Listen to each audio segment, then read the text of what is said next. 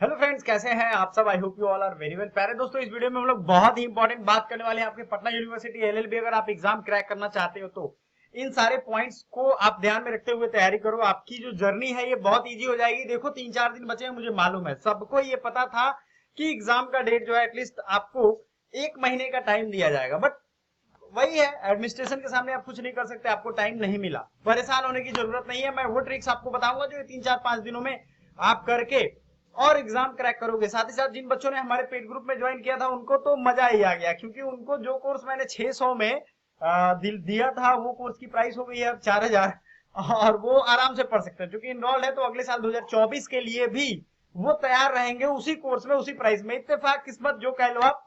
सबसे इंपॉर्टेंट बात यह है कि अगर आप एलएलबी 2024 को टारगेट कर रहे हो, 2024 में किसी भी यूनिवर्सिटी को टारगेट कर रहे हो, डीयू, एलएलबी, आईलेट या कोई भी लॉ का कॉलेज आप ट्राई कर रहे हो, बीएचयू से मैं खुद पढ़ा हूं, आपको पता है, बीएचयू, डीयू मैंने क्रैक किया है। इन सब के बारे में इंफॉर्मेशन तो आपको प्लेलिस्ट में मिल ही जाएगा, but most of the important क्या है आपके लिए, वो ये है कि आप कितना तैयार हो खुद इस तैयारी को करने के लिए। ठीक है, वो चैप्टर्स हम अभी आपको दिखाएंगे जिससे आप काफी हद तक आपको बहुत ज्यादा बेनिफिट मिलेगा और आपको तैयारी करने में काफी ज्यादा हेल्प मिलेगी। हमारी कोर्सेज हैं, अवेलेबल हैं, आपको डिस्काउंट भी मिल जाएगा। आपको तैयारी करनी चाहिए। साल भर की फी हमने सबसे कम रखी है, आपको आई थिंक 3500 में मिल जाएगा। अगर आप ईएमआई पे भी ज्वाइन करना चाहते हो तो ईएमआई फैसिलिटी भी अवेलेबल है। हम पटना यूनिवर्सिटी के वेबसाइट पे हैं। सबसे पहले हम पॉलिटी की बात करेंगे कि आपको क्या क्या चैप्टर्स पढ़ने चाहिए जो आपके काम के हों। याद रखिए, ये जो चैप्टर्स हैं ये बहुत ही ज्यादा आपको हमेशा एग्जाम में इसे सवाल आते हैं। इंपॉर्टेंट चैप्टर्स हमने रखा है। सबसे पहला रखा है हिस्टोरिकल बैकग्राउंड, कॉन्स्टिट्यूशन। देखिए पॉलिटी के 50 क्वेश्चन आते हैं, ये तो आपको पता है। कभी कभी हिस्ट्री, ज्योग्राफी भी पढ़ा करो क्योंकि इससे भी सवाल आ जाते हैं, बट मेरा ये मानना है कि पॉलिटी ज्यादा टफ है आपके लिए। पॉलिटी की प्लेलिस्ट जो है हमारी फ्री वाली, वो आपके रिजल्ट और रैंक दोनों को बूस्ट करने में काफी हेल्प करेगा।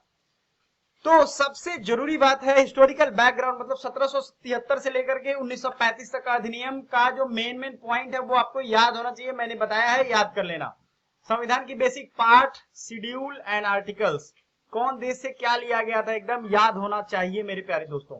प्रस्तावना का इंपॉर्टेंट पॉइंट, प्रस्तावना में क्या किया गया, सेक्युलर का क्या मतलब है, सोशलिस्ट रिपब्लिक कौन किसके पहले आगे पीछे है, ये याद रखना। संघ और राज्य क्षेत्र, ये भी याद रख लेना। सिटीजनशिप, सिटीजनशिप का क्या मतलब है, सिटीजनशिप से बहुत ही लिमिटेड सवाल पूछे जाते हैं। आर्टिकल 5 और 11 बस दो ही याद करना।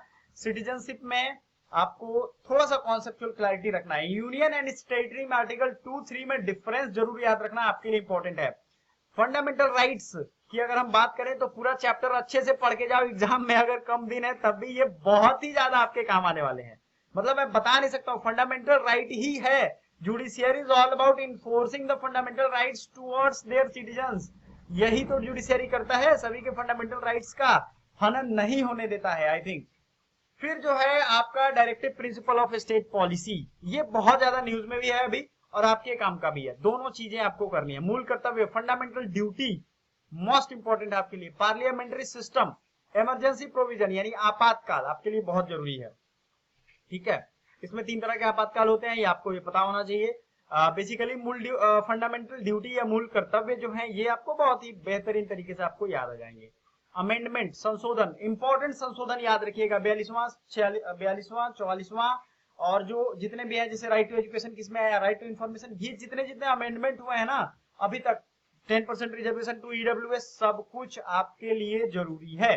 समझ में आया आपको। सारे इंपॉर्टेंट जो अमेंडमेंट्स है, मतलब संशोधन है, ये आपके लिए जरूरी होता है। एक एक करके लिस्ट मैंने दिया है अपने पॉलिटी की प्लेलिस्ट में, जिसका लिंक डिस्क्रिप्शन में दिया हुआ है, आपको देखना चाहिए। आई थिंक समझ में आ रहा है आपको।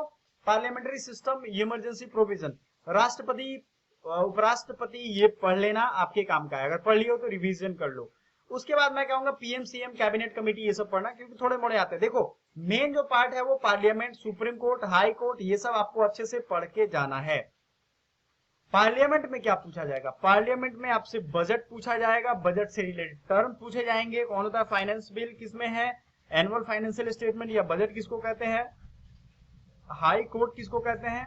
अब आ जाते हैं पंचायती राज, नगर पालिका और पंचायती सिस्टम। बेसिकली ये सिस्टम कब आया था, इसमें कितने टाइप की चीजों के बारे में बातें की गई हैं, ये सब पूछा जाता है। समझ में आ रहा होगा आपको, आई थिंक आपको आ रहा होगा, तो आपको वीडियो लाइक भी करना चाहिए। ये पीडीएफ अगर आप कमेंट करोगे तो हम आपको पिन कर देंगे और इसको प्रोवाइड कर देंगे, ठीक है, कमेंट करोगे तब, अदरवाइज आप ये नोट कर लो, सब लोग नोट कर भी रहे होंगे। अब आ जाते हैं कॉन्स्टिट्यूशनल और नॉन कॉन्स्टिट्यूशनल बॉडीज। ये हमने बहुत ही बेहतरीन तरीके से आपको पढ़ाया है। क्या होता है कॉन्स्टिट्यूशनल बॉडी, मतलब संवैधानिक निकाय, जिसमें संविधान के वो निकाय जिनको या तो आर्टिकल्स के तहत बताया गया है या दूसरी उनके लिए कुछ ना कुछ अमेंडमेंट करके उनको आर्टिकल में इंक्लूड किया गया है। देखो 3 तरीके के होते हैं, एक तो स्टैट्यूटरी प्रोविजन होता है, ठीक है, एक होता है लेजिस्लेटिव बिल के तहत लाया जाता है, और एक जो पहले से संविधान में हो। तो कॉन्स्टिट्यूशनल में election commission, CAG, UPSC, finance commission, ये सब चैप्टर्स मैंने पढ़ा दिए हैं। पेड वाले बच्चों को भी एक एक करके वीडियो मिल रहा है। National commission of SC article 338 है और national commission of ST article 338A है। Attorney general and advocate general, इनका रोल जरूर पढ़ लीजिएगा, आपके जुडिशरी के से रिलेटेड है तो आपके लिए बहुत काम की चीज है। देखो लॉ में जब आप आगे पढ़ोगे ना तो यही सारी चीजें, किसके रोल्स क्या क्या हैं, और बहुत अच्छे से पढ़ना होगा। हर कुछ आपको एक्ट के रूप में मिलेगा। बात समझ में आ रहा है आपको? तो आपको बहुत ज्यादा काम करने वाला है। अब बात कर लेते हैं नॉन कॉन्स्टिट्यूशनल बॉडी में आपसे क्या क्या पूछा जाएगा। NITI Aayog, NHRC, SHRC, CIC central information commission, state information commission, CVC and CBI, ठीक है, ये आपको याद रखना है। अब लोकपाल एंड लोकायुक्त आपके एग्जाम के लिए बहुत ही ज्यादा वीवीआई है। अब मुझसे आप पूछ सकते हो कि सर इतने सारे चैप्टर्स बता दिए बट इतने कम टाइम में हैं, तो ये उन बच्चों के लिए जिनको सिर्फ रिवीजन करना है, इतने चैप्टर्स वो कर सकते हैं। रिवीजन मतलब एक सरसरी निगाह होता है, ठीक है। मान लो हमने ये सारी चीजें लिखी हैं, लेकिन जरूरी नहीं है कि सबको बाई लाइन में लाइन बाई लाइन पढ़ूंगा, एक बार मैं देख लूंगा, क्योंकि पहले से पढ़ा हो ना तो ये दिमाग में रिकॉल हो जाता है। ये इस तरीके का है जैसे आप पहली बार किसी आदमी से मिल रहे हो और आप दूसरी बार किसी आदमी से मिल रहे हो, दूसरी बार मिलोगे तो पहचान जाओगे आप, 1 सेकंड में याद आ जाएगा। वही चीज यहाँ भी लागू होती है। अब सबसे ज्यादा जरूरी अभी जो आपको जो नए बच्चे हैं उनके लिए भी, हार तो तब तक नहीं माननी है जब तक नए रास्ते ना खुल जाए। हार तब भी नहीं माननी है जब तक हार जाओ, दिल को नहीं आदेश देना है। सिंपल याद रखो, आपको articles, amendment, fundamental right, DPSP, ये सब मूलभूत चीजें हैं। पार्लियामेंट, अगर इतने चैप्टर जो मैंने आखिरी में बताया, कौन कौन था, fundamental duty, fundamental right, DPSP, union and it's territory भी पढ़ लेना, कहां से क्या लिया गया संविधान में, पार्ट, शेड्यूल, ये सब आपके लिए जरूरी है। और इसके रिगार्डिंग सारे इंफॉर्मेशन से 2 वीडियो और आ रही है, अगल बगल आपको दिख रहा होगा, इन सब को जरूर टच करिएगा। ये सब इंफॉर्मेशन है, आपके काम की चीजें हैं, आपके काम की प्लेलिस्ट है, ये सब आपके बहुत काम आएगी। Thank you so much.